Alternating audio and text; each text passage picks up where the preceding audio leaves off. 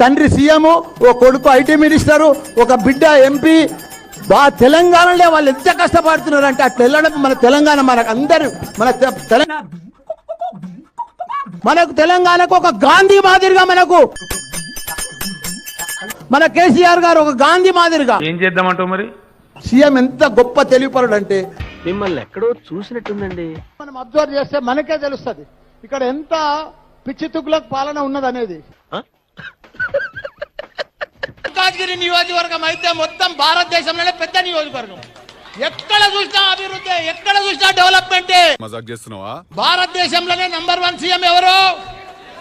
భారతదేశంలోనే నంబర్ 1 రాష్ట్రం ఏది? ఇప్పుడు నంబర్ 1 ఎంపీ నువ్వేనా? మనం ప్రపంచాన్ని జయించవచ్చు. మన తెలంగాణ ప్రపంచాన్ని జయించే అవకాశం ఉన్నది.